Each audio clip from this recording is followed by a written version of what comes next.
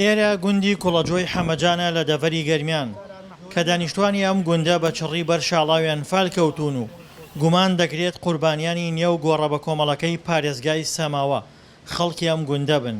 ئەوەی گومانەکانی چڕتر کردووەتەوە کە قوربانیانی نێو گۆڕە بە کۆمەڵەکە دانیشتوانی ئەم گوندە بن ئەوەیە کە تەیمور عەبدوڵڵای ڕزگار بوویان فال خەڵکی ئەم گوندەیە و دەڵێت لەم گۆڕە ڕزگاری بووە.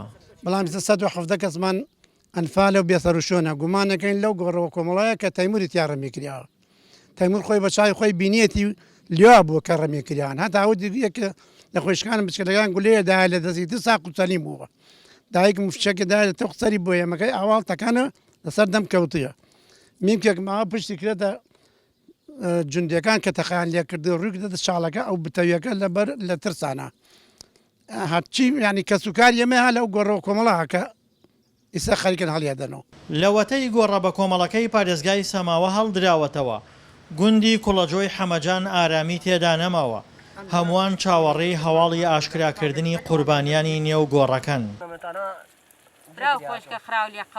پورە عیسمەت کە لە پرۆسەی ئەنفالدا گیراوە و دواتر ڕزگاری بووە دەڵێت لەو ڕۆژەوە گۆڕەکە هەڵدراوەتەوە خەو نەچوەتە نێو چاوانی. لە ئەوانم بیرەکەوتەوە چۆن لە یەک بڕیاین و چۆن ئامانە لیا ئەوان چۆن ئافەوتیان و چۆن ئاماڵمان کاول بوو خۆشک جوانم و برای جوانم و خۆی زای جوانم و گشتیان لێ تەیموراونە لە گۆڕەوە کۆمەڵە. ئەم خانووە ڕووخاوە ماڵ تەیمور عەبدوڵڵایە لە گوندی کوڵەجۆ. ئەوانەی ڕۆژگارێک لەم خانووەدا نیشتەجێ بوون. جگە لە تەیمور سەرجەمیان ئەنفال کراون. ئێستا کە سوکارەکەیان چاوەڕێی چارەنووسی ئێسک و پرووسکی ئەوانن کە ڕۆژگارێک لەم خانووەدا ژیاون. ئیتر چاوەڕێمانە حکوومەتێکی زلیێت بێتە سەر ئەم شوێنە بیبینێ لەبەرەوە بزانێ ئەم ژن و مناڵە تاوانیان چی بووە ئەم حکوومەتە وای پێکردین.